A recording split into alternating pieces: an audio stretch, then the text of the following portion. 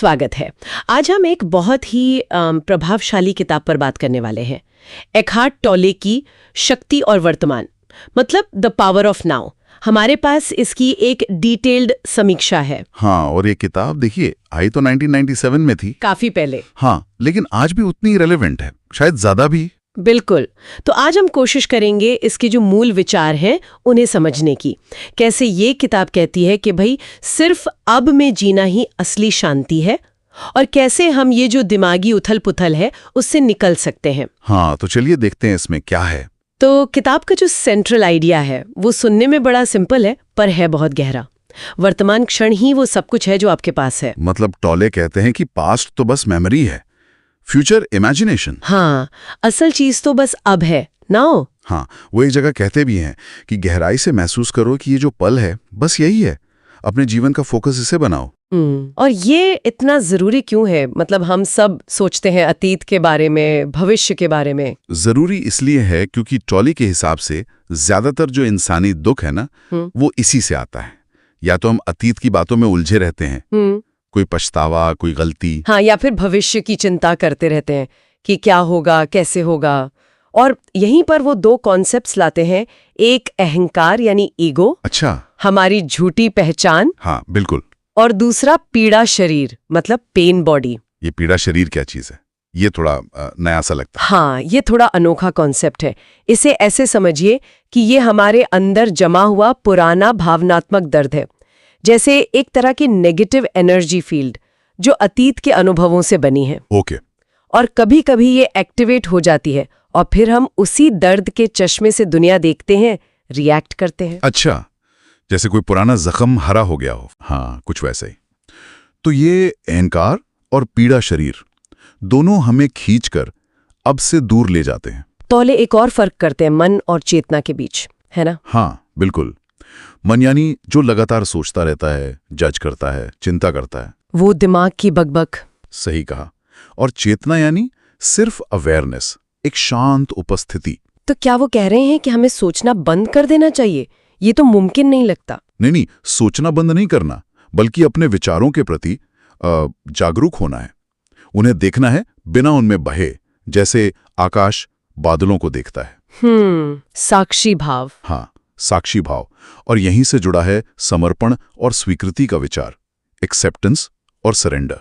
लेकिन ये समर्पण वाली बात कई लोगों को लगता है कि इसका मतलब है हार मान लेना या कमजोर पड़ जाना। हाँ, ये कॉमन गलतफहमी है। टोले का समर्पण का मतलब परिस्थितियों के आगे हथियार डालना नहीं है, बल्कि जो अंदरूनी लड़ाई हम करते हैं ना, जो है उसके खिलाफ, उसको छोड़ देना है। अच्छा, मतलब सिचुएशन बुरी हो सकती है, पर हम उसके बारे में जो सोचकर खुद को और दुखी करते हैं वो बंद करें। बिल्कुल। किताब में एक लाइन है, दुख का प्राथमिक कारण कभी स्थिति नहीं होती, बल्कि उसके बारे में आपके विचार होते हैं। जब आप अंदरूनी प्रतिरोध छोड़ते हैं तो आप ज्यादा शांत और स्पष्ट दिमाग से एक्शन ले पाते हैं। ओके, ये बात समझ आई। तो ये तो हुए कॉन्सेप्ट्स। किताब में कुछ प्रैक्टिकल चीजें भी हैं डे टू डे लाइफ के लिए। हाँ बिल्कुल है। जैसे अपने विचारों को आते जाते देखना, बिना उनसे खुद को आइडेंटिफाई किए, बिना जज किए। हाँ। दूसरा, अपनी सांस पर ध्यान देना। ये बहुत पावरफुल टेक्निक है अब में वापस आने की। सिर्फ सांस अंदर बाहर महसूस करना। हाँ।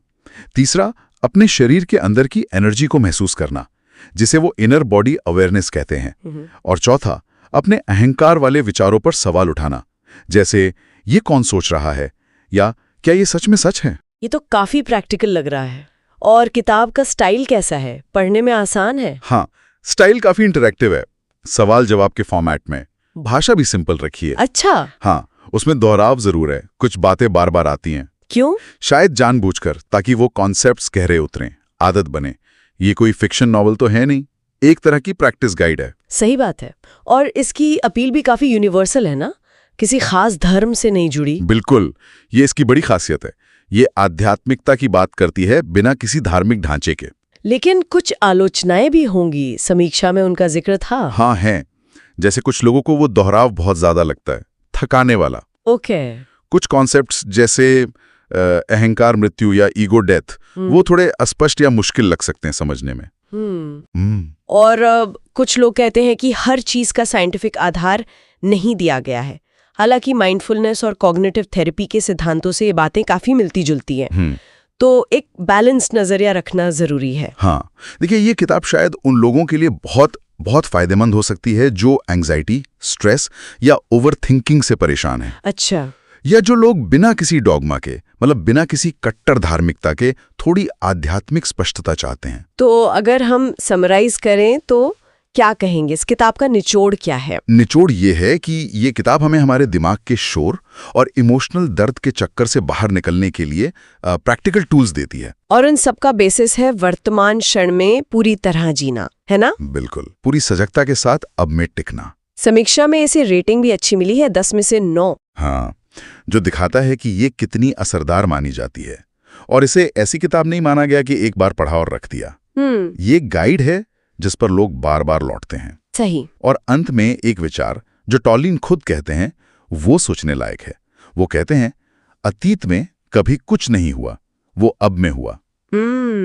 ये गहरा है। हाँ, जरा सोचिए, अगर कोई इस बात को पूरी तरह समझ ले, महसूस कर ले कि सब कुछ, हर अनुभव, हर याद, हर प्लान, वो सिर्फ इसी पल में हो रहा है, तो शायद जिंदगी को देखने का पूरा नजरिया ही बदल जाए। बिल्कुल, एक बहुत बड़ा बदलाव आ सकता है।